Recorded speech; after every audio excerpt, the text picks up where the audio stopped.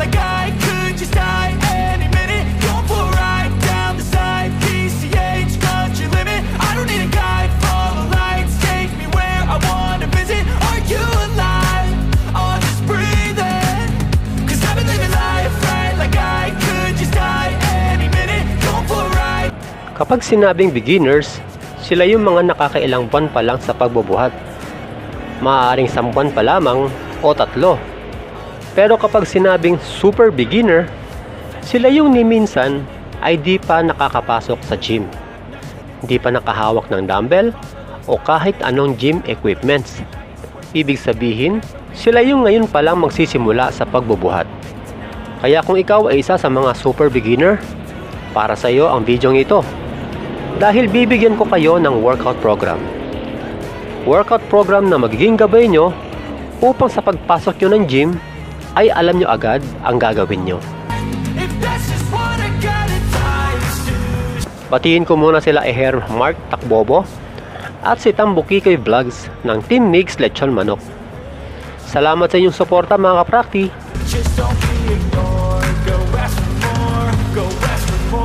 Kapag merong bago o super beginner dito sa Praktisado Gym, hindi ko muna binibigyan ito ng workout program. Dahil yung unang 3 araw niya, gagawin niya muna ang gym familiarization. Yun bang tuturuan ko muna siya kung paano gamitin ang mga equipments, lalo na sa mga machines. After 3 days, maaari na niyang simulan ang workout program na para sa mga katulad niyang super beginner.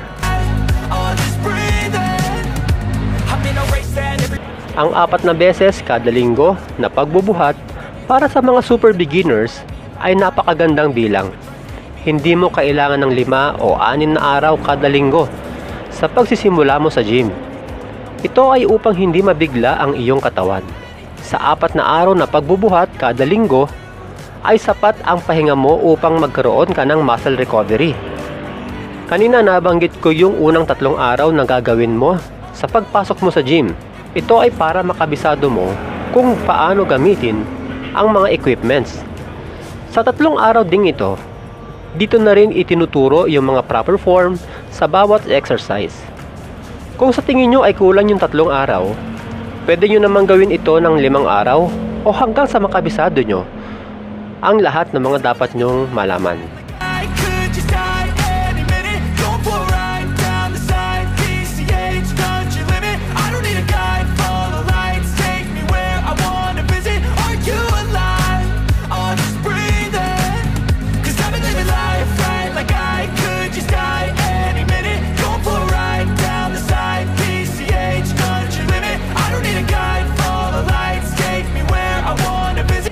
Tandaan nyo, lahat ng bench press, flat, incline o decline man yan, huwag nyong isasayad ang inyong lower back sa bench.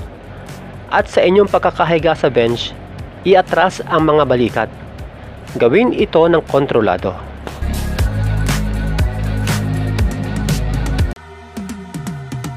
Kung merong machine, incline chest press sa gym na papasukan nyo, ito muna ang gawin. Pero kung wala, okay lang yan. Kaya, incline dumbbell bench press ang gawin nyo. Huwag masyadong ibaba ang mga kamay. May posibilidad na ma-injury ang balikat nyo niyan. Sa pag-angat naman, huwag nang pagdigitin ang mga dumbbells.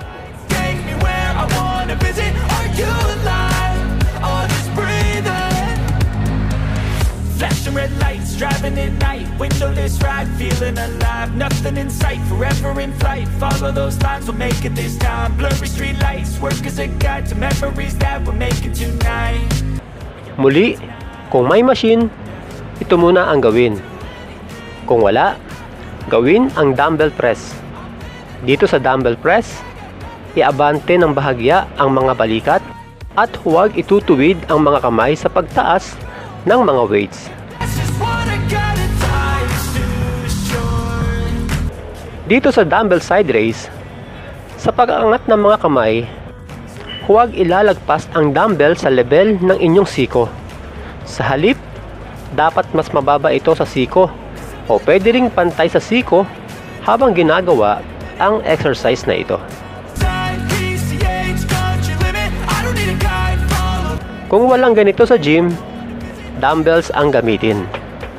Breathing, 'cause I've been living life right like I could just die any minute. Going for a ride down the side, PCH country limit. I don't need a guide, follow lights, take me where I wanna visit. Are you alive? Ang main concern naman dito ay hindi dapat nagsiswing ang mga siko habang ginagawa ang pushdown.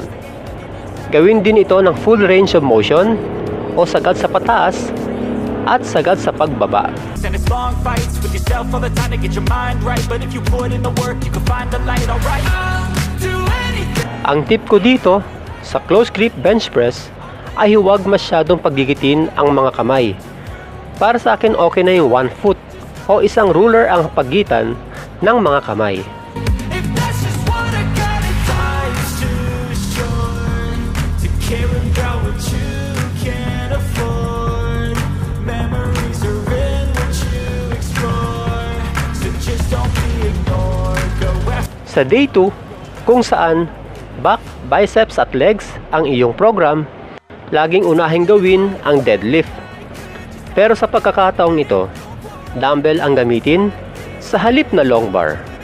Mas madali mong mabubuhat ang mga dumbbells sa deadlift. Bukod dyan, mas mapipiga mo pa ng husto ang iyong back dahil mas maiaatras mo ang iyong mga balikat kapag ito ay naiangat mo na.